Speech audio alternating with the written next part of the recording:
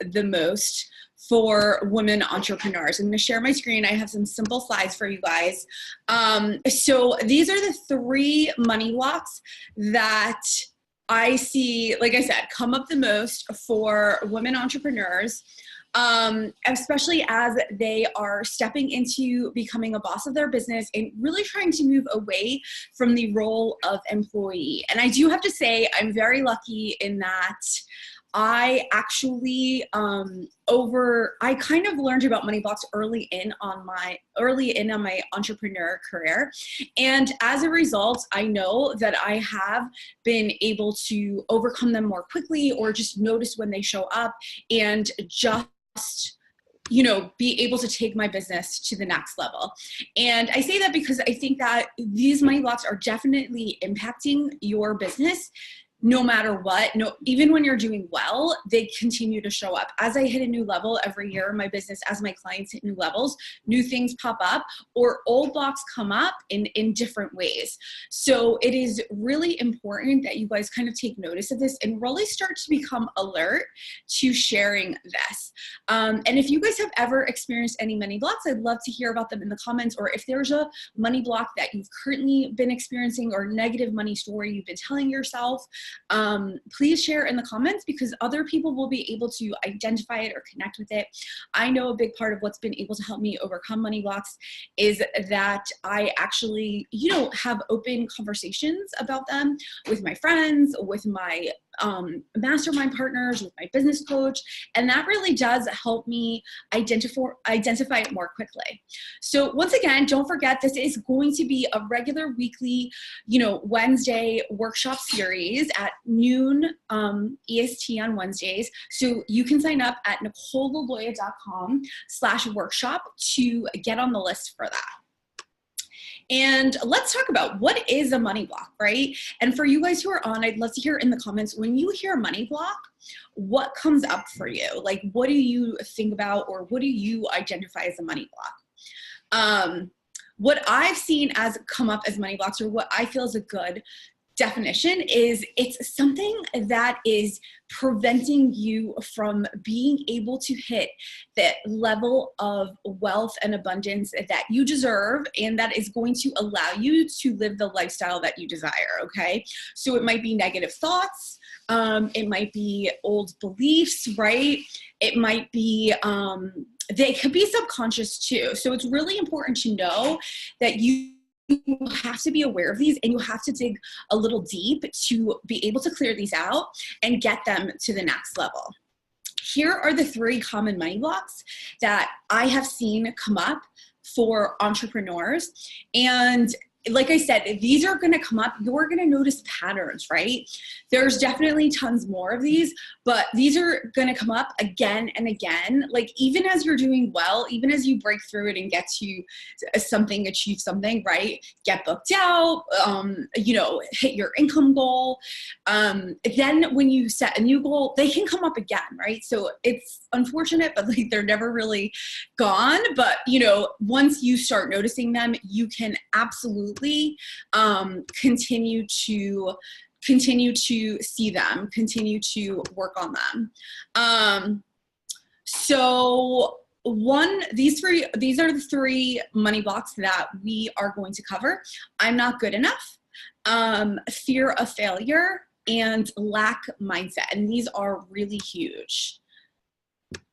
So fear of failure, okay, we skipped a slide there. I'm not good enough. So I'm not good enough comes up a lot when you actually set a goal and you just feel like you're not actually capable of reaching it. You may think, I need to be smarter, or I need to be more organized, or I need to be more efficient, or it may show up as the thought, everyone else is better than me, right?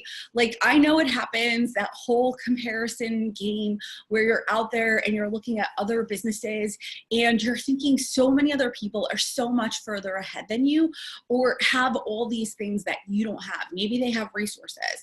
Maybe they have financial resources. Maybe they, maybe they have better marketing skills, or maybe they're an extrovert and you're an introvert and you're thinking, God, like I'll never be able to do some of these things that people are doing. By the way, you guys, I'm an introvert. And so I can just tell you that if you have that one, it's not true. But here's the thing, right? It is a really, really, really important to absolutely be aware of these things. And Gail says money blocks can be related to imposter syndrome, not believing your worth, social political views, and economic realities. And absolutely, I do want to say, like, there are definite realities about some of these, right? And, you know, it's easy to, and we're going to come up on how to kind of, you know, overcome these things further down. So thank you, Gil, for also just kind of addressing that, which is really true. So once again, I'm not good enough. And if you've ever thought I'm not good enough, or I need to be smarter, or I need to be XYZ, right? Fill in the blank. What have you thought that you need to be that you're not? Maybe you thought I need to be thinner. I need to lose weight to be able to be a better business owner. I need to look different, right? I need to have more of a support system, right? Like all these things come up where you don't feel good enough. And once again, it leads back to everyone else is better than me. So if you've ever experienced any of those thoughts, I'd love to hear from you about that. But I know that this is one that I actually was battling again last year. Crazy enough, right? And you guys, like, that's what I mean is these come up again and again and again. And this one came up because of a particular situation in my personal life that carried over to my business, right? And it's easy to have these things come up and affect us. So, you know, it's good to be aware of it. So if you have any, if you connect to any of this, let us know. The second one is fear of failure, right? So this can show up as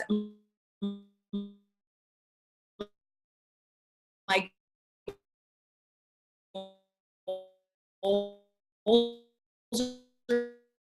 too big, my dreams are too possible for everything. They show that thought to you, where maybe you're thinking about trying something new, or putting yourself out there, or selling something, or, you know, trying to do getting a speaking event, or trying to launch an online course when you're used to having an in-person business, and you're thinking like, okay, you know, I want to try this, but I'm so scared it's not going to work. And if it doesn't work, I'm going to lose everything.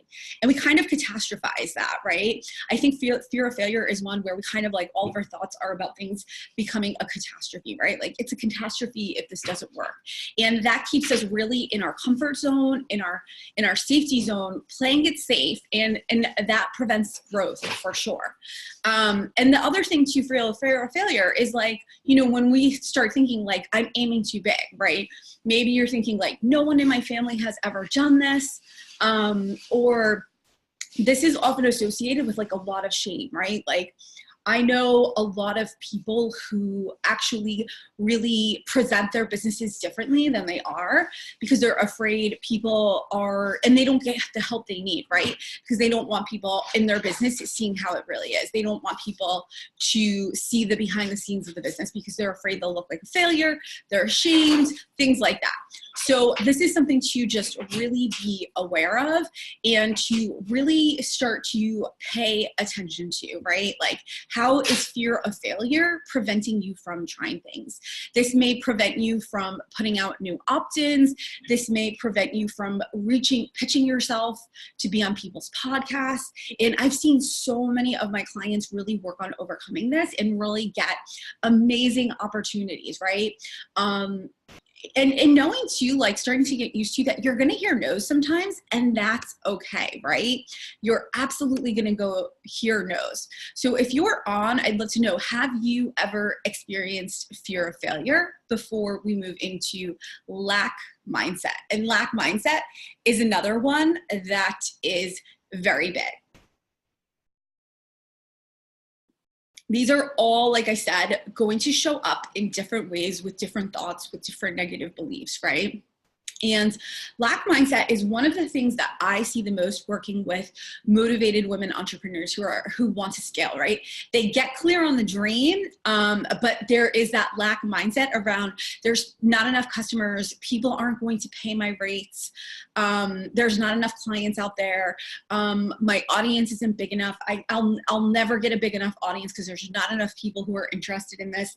This often actually really blocks us from doing things like niching, right?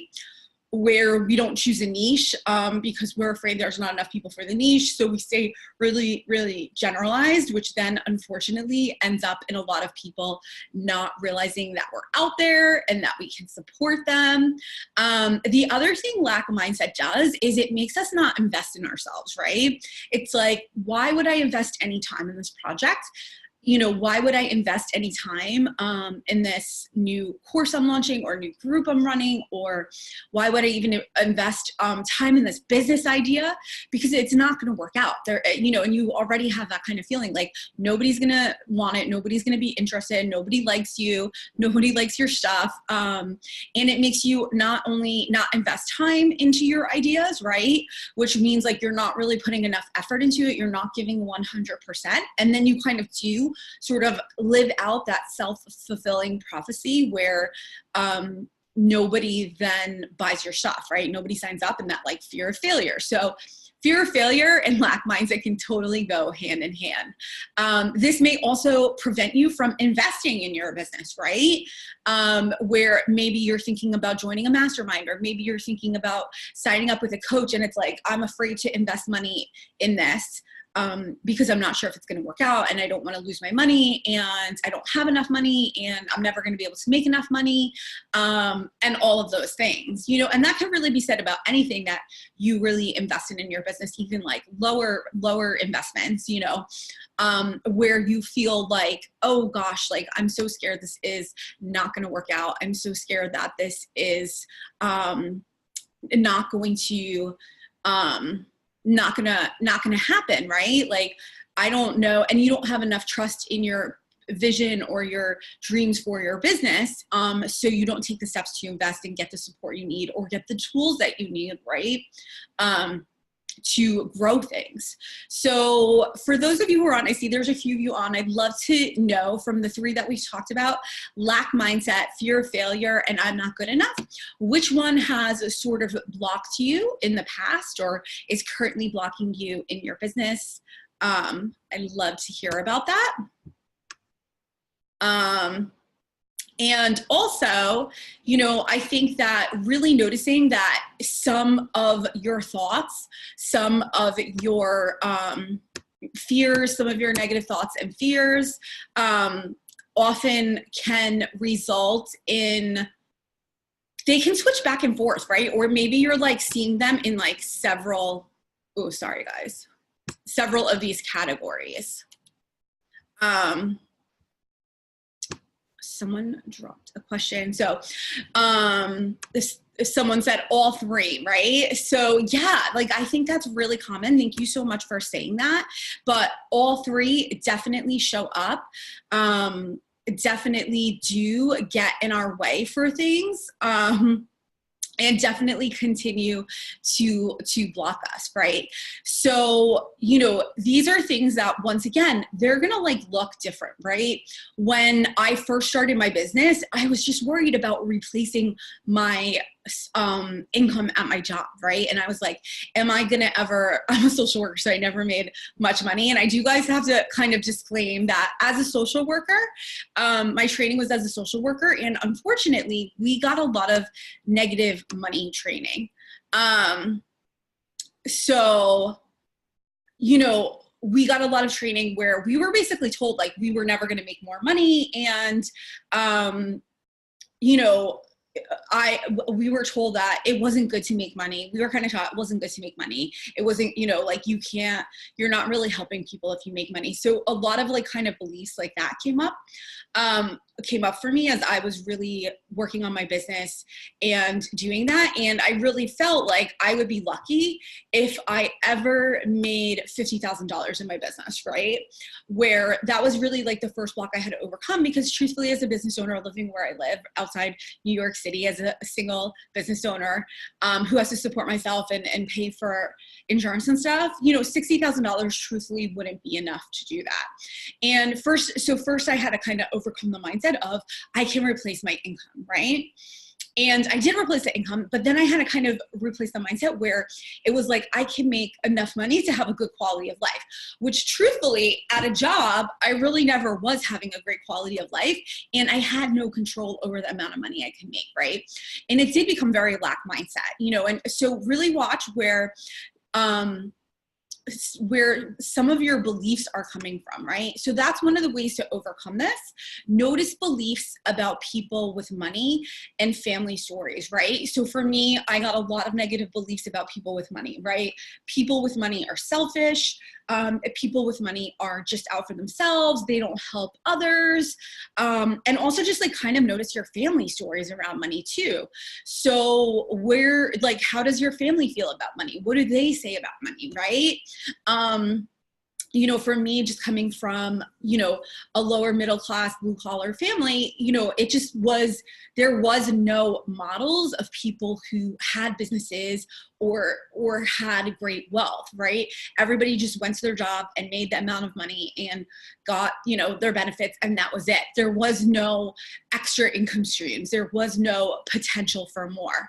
So I think that is something that is definitely, really, really important to just kind of keep in mind and remember, like, what are the stories that you're learning and what are your beliefs about people with money? And Gail says that she struggles with imposter syndrome, and she's a progressive political view of money as a necessary evil. So just even like really breaking that down, like having the word evil attached, right? Like it's good that you're seeing money as necessary, but why attach that word evil to it? Why does it have to be a necessary evil? Why can't it be, a helpful tool, right?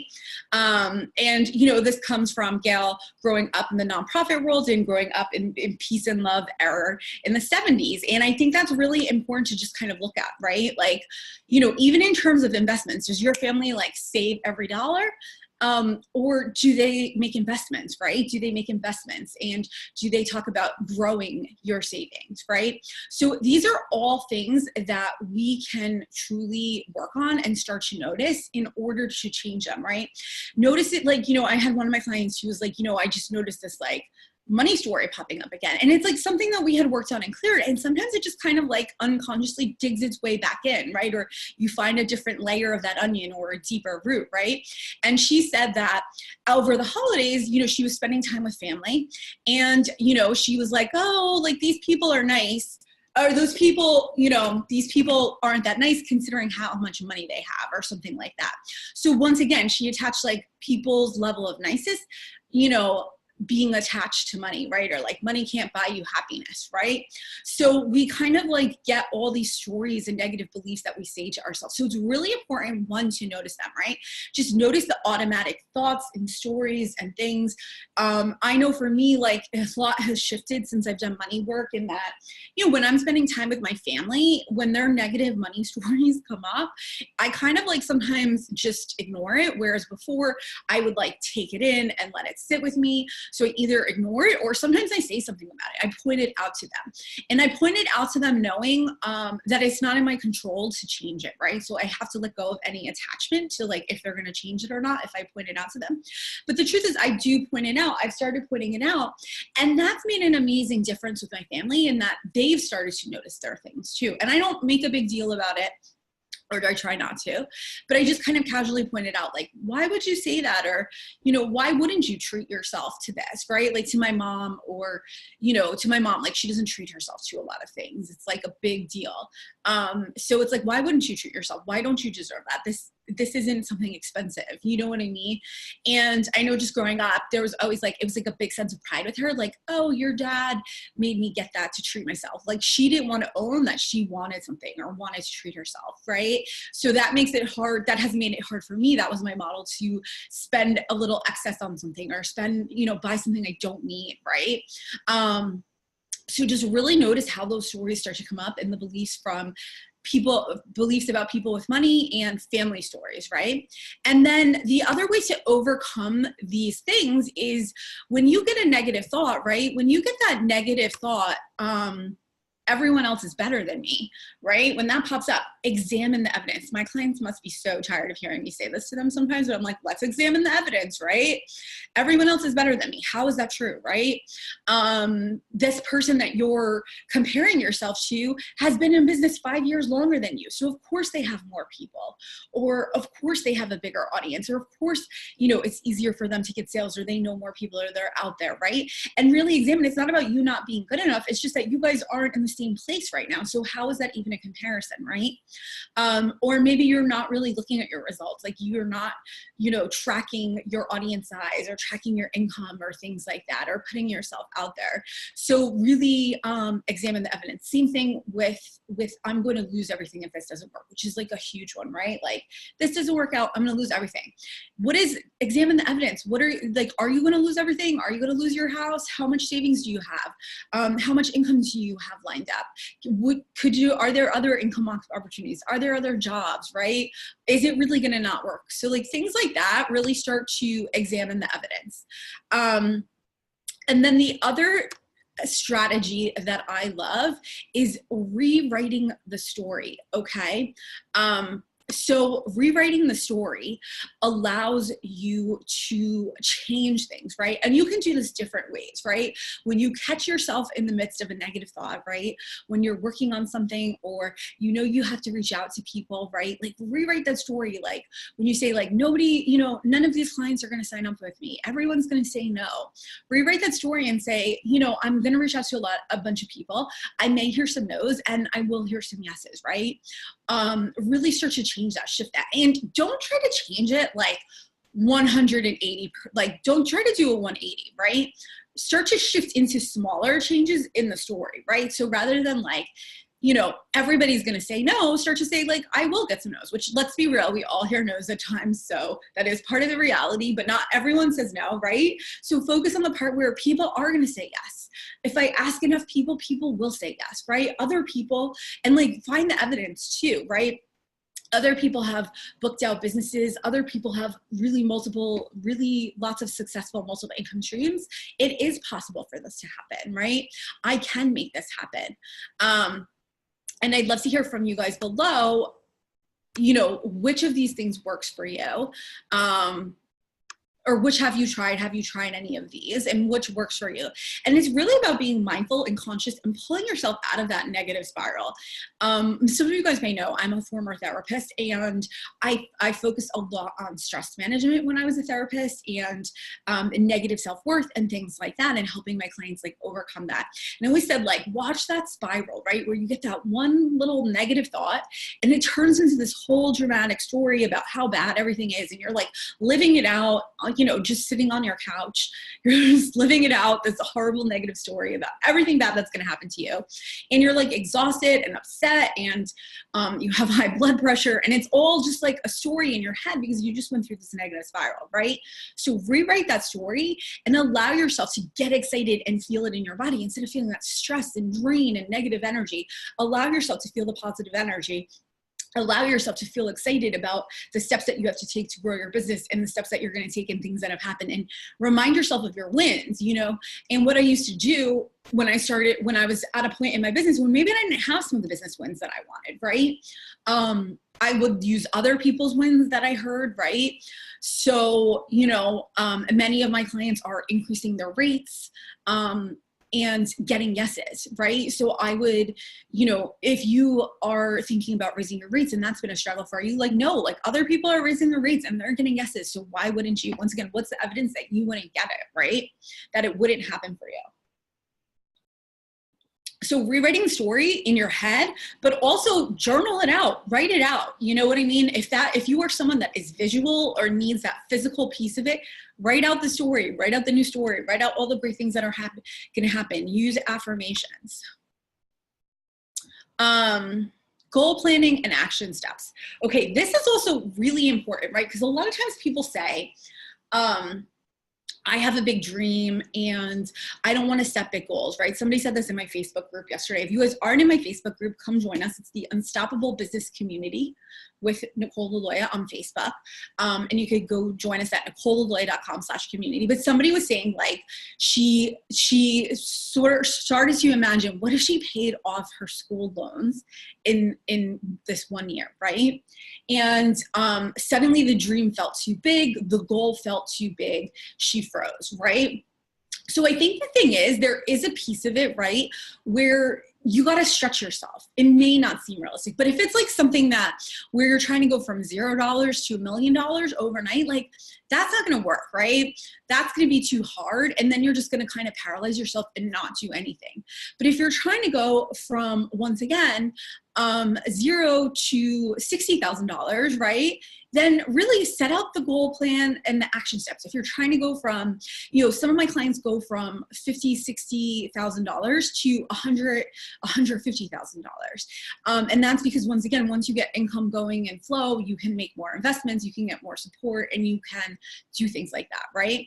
And once again, goal planning and action steps. You guys need to do that to get things to the next level. You need to actually be specific and you need to make a plan that works. And if your bigger goal, it feels too scary, like if you're going for an extra, you know, $100,000 and it feels too scary, then start with the 50K and go there, right? And just focus on one chunk. So start with a smaller chunk of the bigger goal and create specific action steps that can get you there. But, you know, also, not doing anything is going to continue to push that timeline out for you to reach your goal. So you do have to start taking steps towards it, even if you don't feel ready, or else it's not going to happen. And here's the thing that I've seen too: when you open yourself up to opportunities, other things come into play and work out for you, right? It doesn't always work out the way you think it, but you do have to take those action steps to start making things happen. Get support, you guys. This is the other piece. Like I said, thank God I got support and have invested in group programs and masterminds and business coaching. And one of the reasons that this works for me so well and I get such good results from my investments is that I am very honest, right? I'm honest with my investments in that I show up, I let them know when I'm struggling, I ask for help, and I follow through on what they tell me to do, even if it scares me, even if it doesn't seem connected to what I'm doing, right? And I'm also honest about when I don't follow through on stuff. I don't try to hide it, right? I am honest about not following through and it keeping me stuck. So getting support is so important.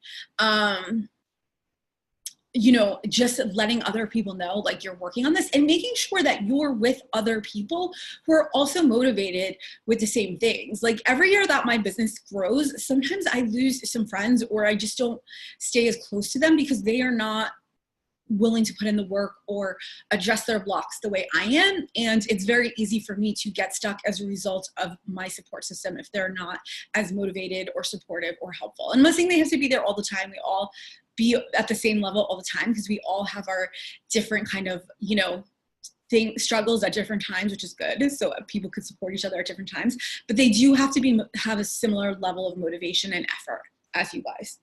So make sure that you're putting yourself into groups with other people that are motivated and taking steps to do some of the same things as you. So you guys, this is just some of the things that have specifically happened to me when I overcame my money blocks. And I say overcame, but I want you guys to know I'm still working on them too, right? Like new ones pop up as I've hit new levels. You know, new fears have popped up or the old ones come back in a different way. Lack mindset comes back in a different way, right? Just because I've booked out programs before, you know, I kind of worry, like when I want to book out a new bigger program, can I do it? Or when I want more people, can I do it? Right. And so here's some of the things that happened a few years ago. That's when I really got clear on my money blocks and also really got specific in a goal and action plan system, the one that I teach today to my clients. And as a result, I designed and booked out a brand new Grow program in less than 3 weeks. And that also helped me hit my first, you know, it was my first $12,000 in sales in like 11 days, which is super, super exciting to me. Then I increased my yearly income from 1 year to the next by 80% as a result, once again, of overcoming my money blocks, addressing them, not staying stuck in them, really taking steps to change stories, find good examples, surround myself with other positive, motivated people. I also booked out a 6-figure business within 13 months of going full time, right? And I've had continued growth every single year in my business, even when some years I don't work as much. Last year, I think a lot of you guys know, I'm sorry, actually not last year, 2017, crazy enough, 2 years ago now, I moved and I took a lot of time off after the move because of personal, like just personal stress and transitions. And as a result, I was worried that I damaged my business. I still made more money with 3 months off, basically. 3 months where I wasn't signing on new clients or doing anything like that. I still made more money than the year before. And I still led myself into this year, which was even more money than that year. So once again, when you are identifying your money blocks and continuing to address them. And if anybody has any money blocks that haven't been addressed, or if you have a specific money block that you'd like to be addressed, just drop it in the comments below and I'll definitely give you some feedback on it. I'd love to hear about it. I'd love to answer it. I'd love to support you on that. That is something that I think that, you know, we all need to get better about. We all need to overcome, and we all need to work on improving, because seriously, I want you guys to be hitting new levels this year.